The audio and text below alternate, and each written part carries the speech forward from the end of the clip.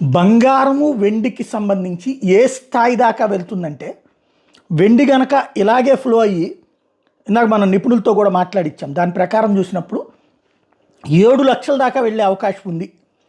ప్రస్తుతం KG last ఒక 5-6 నెలల ముందు 1,50,000 ఉన్నటువంటిది కాస్త ఏకంగా అప్పుడు 2,00,000 దాకా వెళ్ళి 2,10,000 దాకా వెళ్ళి వెనక్కి వెళ్ళింది. మళ్ళీ 1,46,000 1,54,000 దాకా వచ్చేసింది. తర్వాత ఇక అక్కడితో పడిపోయింది. ఇక అది కరెక్షన్ అనుకుంటే ఇప్పుడు ఏకంగా 4,00,000 దాటిపోయి 5,00,000కి దగ్గరగా ఉన్నటువంటి పరిస్థితి. ఇది 7,00,000కి ఫైనల్ అయ్యేటటువంటి అవకాశం ఉందంటున్నారు. ఇంకా అది పెరుగుతూ ఉంటే దీంతో అంటే మనకి బంగారానికిను వెండికి మధ్యన రేషియో చూస్తారు. అంటే గ్యాప్ ఎట్లా ఉండాలన్నది బంగారపు వ్యాపార నిపుణులు చెప్పేటటువంటిది ఏంటంటే, వెండి పెరిగినంత చకచక బంగారం పెరగలేదు.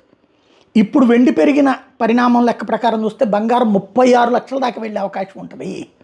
100 గ్రాములు 36,00,000 ఇప్పుడు దాదాపుగా 16,00,000 17,00,000 దగ్గరికి వెళ్తుంది కదా. అది 36,00,000 దాకా వెళ్ళేటటువంటి అవకాశం ఉంది అని లెక్క చెప్తున్నారు. అలా కాకుండా వెండి డౌన్ అయితే బంగారం కూడా డౌన్ అవుతుంది. దానికి కరెక్షన్ అంటారు. ప్రస్తుత యుద్ధ వాతావరణాల ఇంపాక్ట్తో ఏం జరుగుతుందన్నది చూడాలి. రాబోయేటటువంటి రోజుల్లో స్పష్టత రావాల్సినటువంటి అవసరం అయితే ఉంది.